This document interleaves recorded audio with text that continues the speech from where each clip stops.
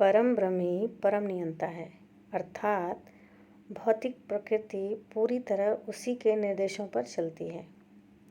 अब क्योंकि मनुष्य भी परम ब्रह्म का ही अंश है, अतः उसमें भी ईश्वर के सभी गुण मौजूद होते हैं। इस कारण उसमें भी नियंत्रण करने की प्रकृति होती है।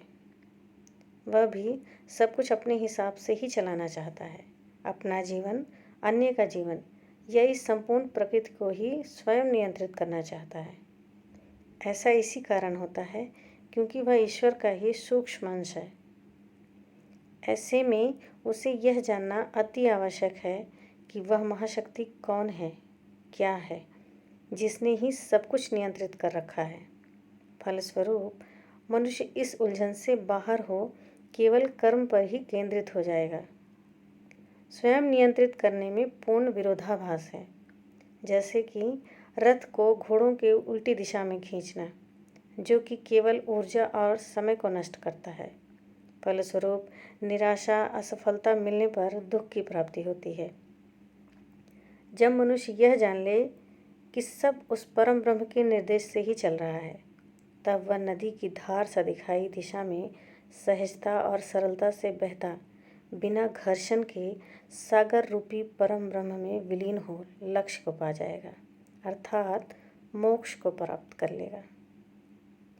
जब तक बाहर को ही देखते और अनुभव करता रहता है मनुष्य, तब तक माया रूपी जाल में उलझकर कर्म बंधनों में जन्मों जन्मों तक फंस कर रह जाता है। माया ज्ञान रूपी अंधकार में मनुष्य को डाल देती है, अतः मनुष्य एक अनजानी खोज की प्यास में सदैव रहता है। उसे इस जगत में सब कुछ मिल जाने के बाद भी शांति नहीं मिलती, उसकी प्यास नहीं बुझती है। वह प्रकाश बिंदु ढूंढता रहता है जो परम ब्रह्म है, जिसका वह सूक्ष्मांश है।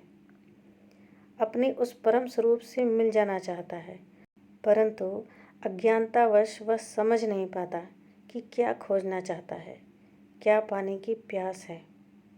यदि तनिक भी प्रकाश दिख जाए तो स्वयं आकर्षित हो उस ओर बढ़ चला जाता है।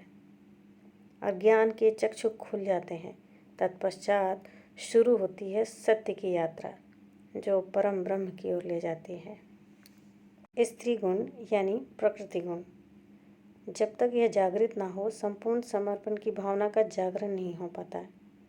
इस जगत में उपस्थित स्त्री हो या पुरुष, जब वह संपूर्ण समर्पण के भाव में आ जाता है, तब वह दोनों हृदय और विचारों से एक समान हो चुके होते हैं।